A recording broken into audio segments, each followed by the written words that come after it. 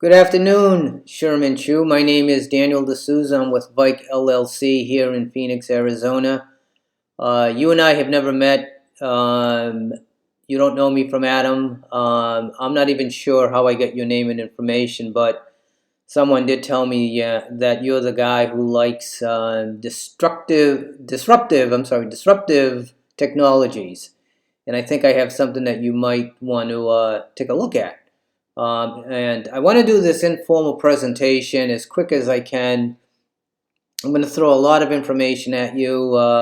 It's probably going to be all over the place, but you might get a general sense of what it is and what we're trying to do, and whether or not this is something you'd like to take a look at and move forward in one way or another. I'm looking to sell the technology to investors and then find a small group of entrepreneurs that want to take and run with it.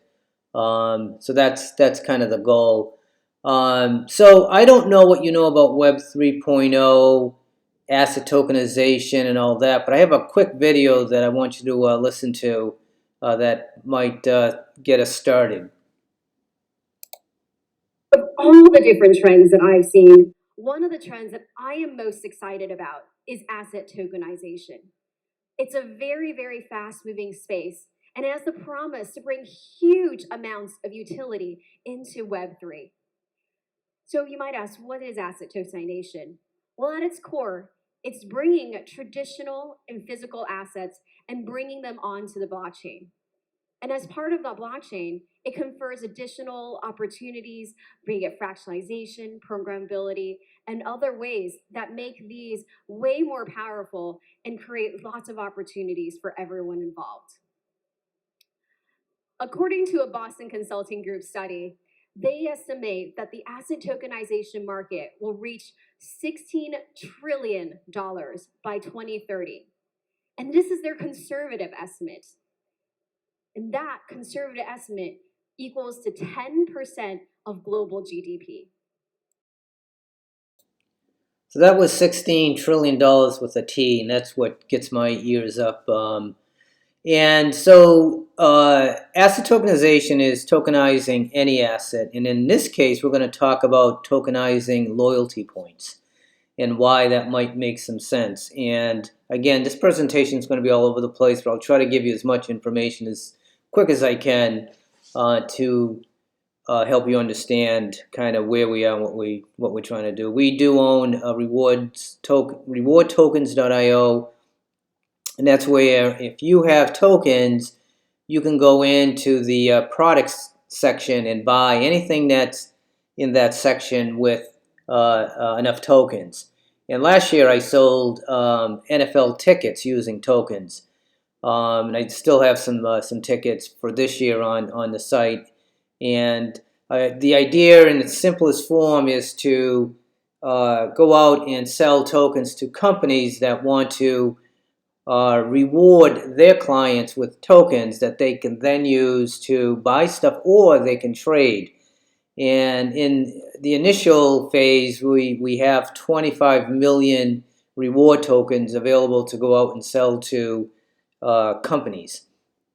And so let's just go back, let's just start from the beginning and talk about loyalty. What are loyalty points or loyalty reward points? Friends were there, and then we'll take questions for you. So hopefully this will be interesting and fun. I'm a big nerd about this topic, so I think it's fun.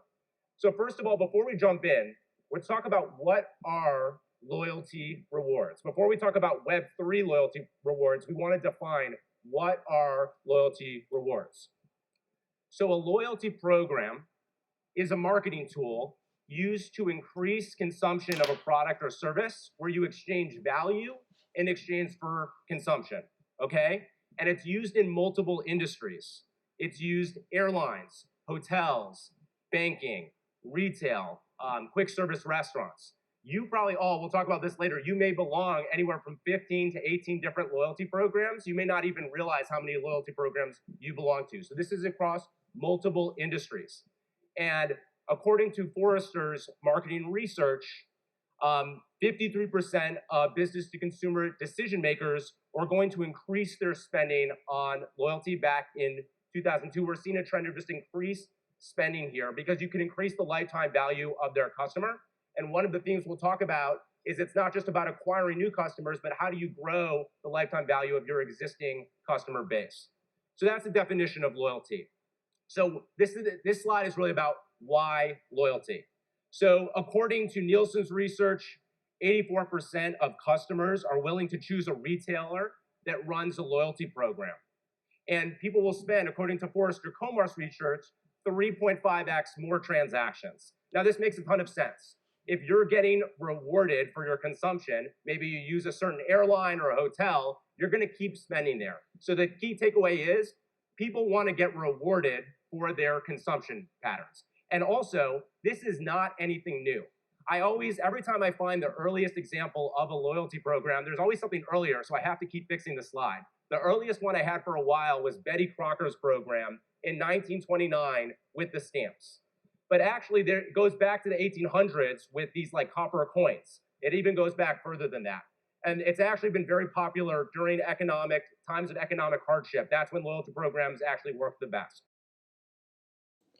So the thing I like about that presentation is when you talked about the amount of spending that companies are going to start doing for loyalty points, because it's actually a lot cheaper to keep and get more out of your existing client base than to try to find new ones. And that's what companies are finding out, that, hey, we have a great client base that we're forgetting, and if we can find a way to keep them coming back, and if it costs us less to do that than to try to find new ones, that's win-win. Here's some information regarding lack of engagement. I guess, and there's different stats, but I guess people don't redeem their rewards. The rate is as low as 20%, which kind of makes sense because I have points with JetBlue that I've never used haven't used them in a long, long time, and I kind of forget about them. I'm sure I have other points somewhere, and it's really because they're kind of, you're kind of stuck. I mean, I can't do anything with my JetBlue points except just use them for JetBlue. When I ever fly with JetBlue, I can't trade them or give them away or anything like that. So that's kind of what the problem is with points as they are. And here's another video clip that talks about value. So where can we find a blueprint for a digital money standard that encourages wide adoption? International standards are extremely important because they promote safety and interoperability. So as I've been pondering different alternatives for the money highway solution, I recognized that loyalty points are a type of currency. They're an extremely wide use worldwide, and most people belong to a dozen or more different loyalty programs. In fact, there's more value of loyalty point currency in circulation than US dollars. So again, this presentation's kind of, all over the place, but the bottom line is the current system, the loyalty points that are available now just don't work anymore. They just kind of reach their limits. It's for a lot of reasons, and that's why tokens makes a lot of sense, because once I have tokens in my wallet, then I can do a lot of different things. Like I can buy stuff from a site that takes the tokens, number one, like rewardtokens.io, or I can trade them with another person. Let's say they need a few more tokens to buy tickets or whatever. We can make a one-to-one trade with our phones and make the deal happen. The other thing that we can do is we can implement some kind of a buyback for tokens at, let's say, 50 cents on a dollar. So the example would be, let's say we're selling tokens to company ABC. They give them out to their reward clients, and now some of these clients have, 500 tokens in their wallet, and well, all of a sudden they need $200 for life happens, right? You need always could use some extra money. Well, we could buy those tokens back at like 50 cents on the dollar and essentially make 50% and kind of do that kind of stuff. So there's a lot of different ways you can use the tokens instead of just, with my, going back to my JetBlue example, I can only use those points with JetBlue. With the tokens, if I have multiple products or multiple merchants that are in this whole group, then I can use those tokens in a lot of different ways and then hold on to them. As more tokens get sold, the value starts going up. So it really gets kind of awesome. And the tokens that I'm talking about, the Vike tokens, those are in fact utility tokens that just do something. They're not like security tokens, which I'm going to bring up an image here. We also do security tokens, and security tokens are just kind of what they sound like. They're securities, and they're treated like securities, but we do those also, and that would be the investment. So if I'm giving, if someone wants to invest, then they get the security tokens that represents the value of the investment, and then down the road they can sell all of them or part of them or whatever to whoever wants to get in and they want to get out, kind of thing. They do it with real estate all day long. And again, this presentation is kind of just kind of loose. I would love to come in and sit down and talk to you if you have any interest. But the bottom line is, the potential is just off the charts.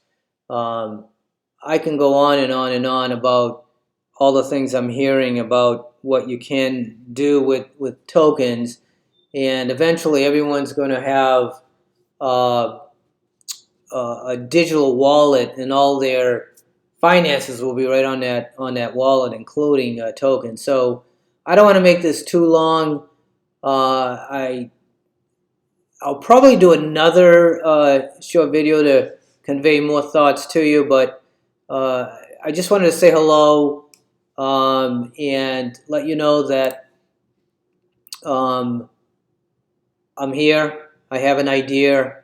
It's very disruptive, and I think that's what you like. So hopefully we'll talk soon and meet soon. Thank you.